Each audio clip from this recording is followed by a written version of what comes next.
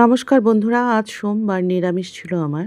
তাই দেখুন, আজ একদম হালকাভাবে চাল ডাল সমস্ত সবজি দিয়ে এক সিদ্ধ ভাত করেছি। তো এটা কিন্তু অসাধারণ হয়েছিল খেতে। ভোগ চালের ভাত, তার মধ্যে সবজি পড়েছে, তার মধ্যে একটু ঘি, মানে এত ভালো লেগেছিল খেতে। মানে অনেক দিন পর শান্তি করে তৃপ্তি করে খেলাম, এরকম লেগেছিল। তো দেখুন, আমি এখানে সব সবজিগুলো একটু বেগুন দিয়েছি, একটা বেগুনই দিয়েছি যেহেতু ভাত অল্প। একটা বেগুন, 1.5 কাপ চাল আর 1/2 কাপ ডাল দিয়েছি। তো চাল ডালের যতটুকু চাল ডাল হবে তার ডাবল কিন্তু জল দিতে হবে। তাতে করে একটু মাখো মাখো হবে ব্যাপার জিনিসটা, ভাতটা সেটাই ভালো লাগবে খেতে।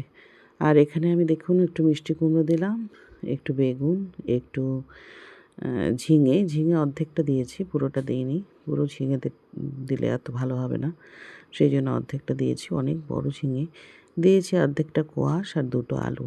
আলুটা একটু বেশি দিয়েছি, আলুটা মেখে খাওয়া যায়, একটু মাখো মাখো হয়, আলু দিলে কোনো অসুবিধে নেই, সেই জন্য আলুটা 2টো দিয়েছি।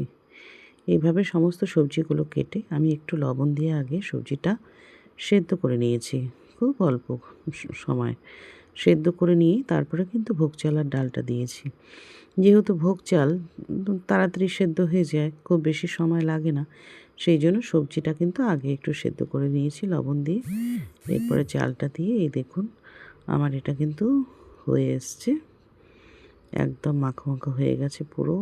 সত্যি এত অসাধারণ লেগেছিল। এবার আমি সার্ভ করে দিলাম। আর আমি আজকে এখানে কিচ্ছু নেইনি, শুধু মাছ ভাজা করে দিয়েছিলাম বাকি সবাইকে। আমার তো নিরামিষ, তাই আমি একদম শুধু এটাই খেয়েছি। এত ভালো লেগেছিল, তো কি বলবো। তো আপনারা অবশ্যই একবার ট্রাই করে দেখবেন এরকমভাবে সব সিদ্ধ দিয়ে ভাত, এত ভালো লাগে খেতে, কি আর বলবো। 2টো লঙ্কা দিলাম, দিয়ে দিলাম 1 চামচ ঘি। তো এই ছিল আমার আজকে লাঞ্চের থালা। তো ভালো লাগলে অবশ্যই লাইক কমেন্ট করবেন বন্ধুরা। গুড বাই, ভালো থাকবেন, সুস্থ থাকবেন।